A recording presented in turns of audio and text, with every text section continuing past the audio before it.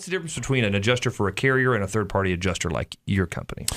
Third-party carrier is technically a public adjuster. And what that means is that adjuster is only hired by the consumer, so either the home or the business owner, to adjust their specific claim.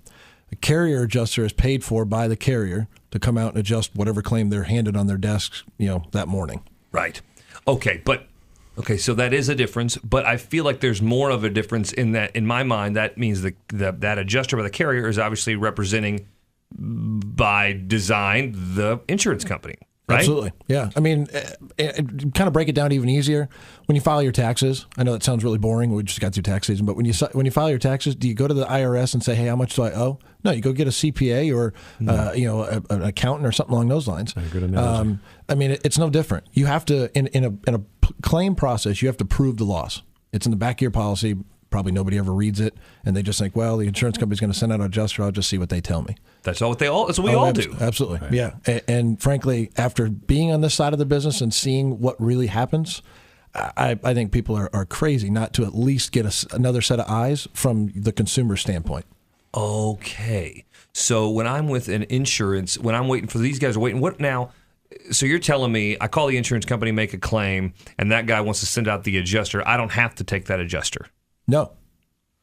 You can request a different one, but at some point that adjuster has to represent the insurance company's interest through that process. Okay. So if they were to hire my company, we would work hand in hand with that adjuster. Okay. So what happens if, what are some telltale signs that, maybe the adjuster's carrier doesn't have my best interests at heart, or that maybe I should really consider doing a third party? I mean, it sounds like I should do it every time, but you know what I mean? Yeah.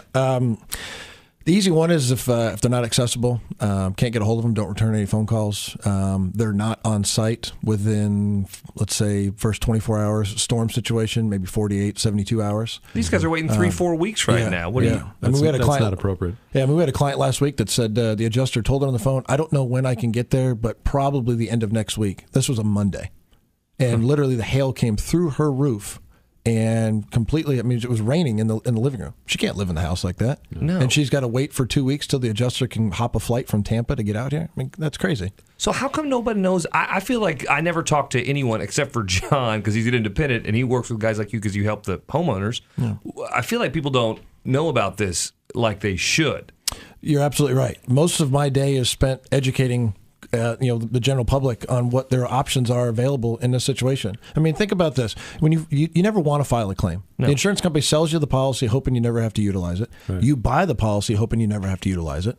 Something happens and you go, oh crap, what do I do now? Right. Let me try to scramble to find that 30-page policy where it tells me how to handle this. Well, and to be fair, generally speaking, the insurance company adjusters are generally very fair. But that there is a small percentage that are not, and that's where it's appropriate to contact somebody like Benny. Well, but also, even if they are fair, but they're so far behind and backed up for 2 or 3 weeks, it doesn't matter how fair you are, Correct. right? That's right. So the difference must be, though, like when an adjuster, I don't have to pay. So somebody like you, I probably have to pay up front.